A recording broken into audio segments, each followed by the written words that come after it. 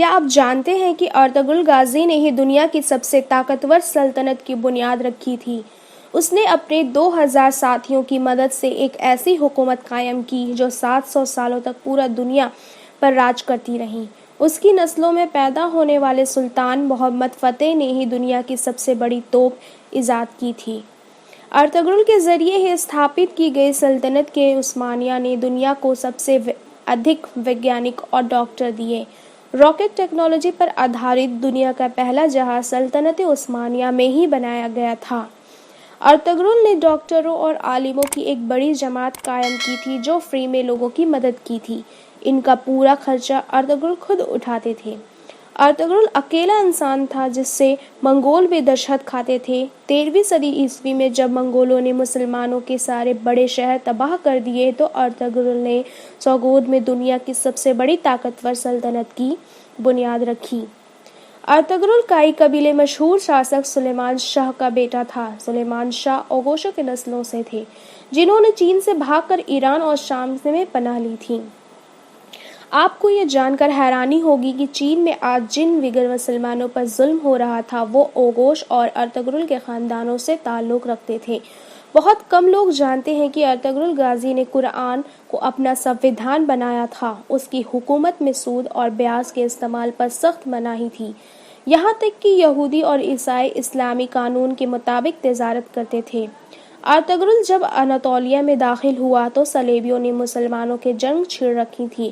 دوسری طرف منگول بغداد کے 10 لاکھ مسلمانوں کا قتل کر چکے تھے، لیکن ارطغرل کے آنے کے بعد اچانک اناطولیہ سمیت وشو کا قصہ ہی بدل گیا۔ ارطغرل کی شجاعت اور ہمت سے دشمن بھی کانپتے تھے۔ اس نے اپنے چند ساتھیوں کی مدد سے چنگیز خان کے فوجیں کو گھٹنے ٹیکنے پر مجبور کر دیا۔ صلیبیوں اور منگولوں کے خلاف ارطغرل کے جذبے کو دیکھتے ہوئے سلجوق کے سلطان علاء الدین کے اعتماد نے اسے انقارہ کی زمینوں کا مالک بنا دیا۔ ارطغرل قرآن کے بنائے اصولوں کے مطابق حکومت کرتے تھے۔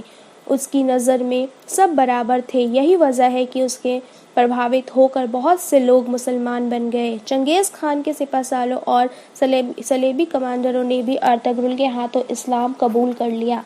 اناطولیہ کے شہروں میں آ کر ارطغرل نے سب سے پہلے سوگود کا قلعہ فتح کیا۔ یہ وہی قلعہ تھا جہاں ہزاروں مسلمان قتل کیے گئے تھے۔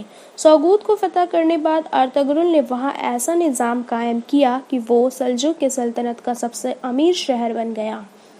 ارطغرل بڑا ہی انصاف پسند تھا۔ اس کی تلوار ہمیشہ میان سے باہر رہتی تھی۔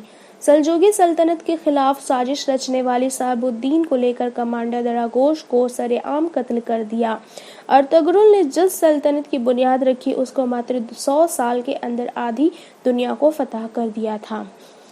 ارطغرل چٹانوں کی طرح سخت تھا۔ وہ بھی اناطولیہ آ رہا تھا۔ جب وہ اناطولیہ آ رہا تھا وہیں راستے میں اس کے پتا سلیمان شاہ کی ڈوبنے سے موت ہو گئی اور اس کے بھائیوں نے اناطولیہ جانے سے انکار کر دیا، لیکن ارطغرل نے اکیلے ہی اناطولیہ آیا اور صلیبیوں میں قہر بن کر ٹوٹ پڑا۔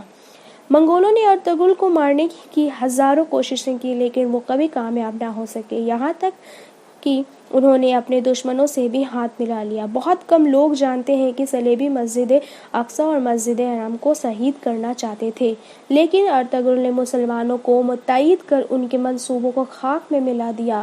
آپ کو یہ جان کر حیرانی ہوگی کہ یہودی 13ویں صدی عیسوی سے اسرائیل دیش کی استھاپنا کرنا چاہتے تھے اور اس کے لیے انہوں نے مسلم دیشوں کا ختم کرنے کی سازش بھی رچی تھی، لیکن ارطغرل کی وجہ سے ان کے سارے منصوبے فیل ہو گئے تھے۔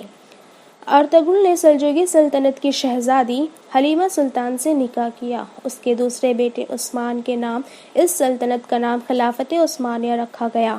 ارطغرل کے بیٹے عثمان نے جب ترکی عثمانی کرنسی کی شروعات کی تو اس میں چھپنے والا پہلا نام ارطغرل غازی کا تھا۔ 2014 میں ترکی کے راشٹرپتی رجب طیب اردوغان کے کہنے پر ارطغرل کی زندگی پر ایک ڈرامہ بھی بنایا گیا جو اس سمے دنیا میں سب سے زیادہ دیکھا جانے والا ڈرامہ ہے۔ اسے 90 سے زیادہ لینگویج میں ٹرانسلیٹ کیا جا چکا ہے اور دنیا کے 150 دیشوں میں لائیو دیکھا جا رہا ہے۔ امریکہ نے اس ڈرامے کو خاموش بم کہا ہے، وہیں اسرائیل اس دنیا کے لیے خطرہ بتا رہا ہے کیونکہ انہیں ڈر ہے کہ مسلمان کہیں پھر سے خلافت کی بات نہ کرنے لگ جائے۔ سچ تو یہ ہے کہ مسلمانوں کے دلوں میں ارطغرل کا نام آج بھی زندہ ہے۔ مسلمان انہیں آج بھی عزت کی نظروں سے دیکھتے ہیں۔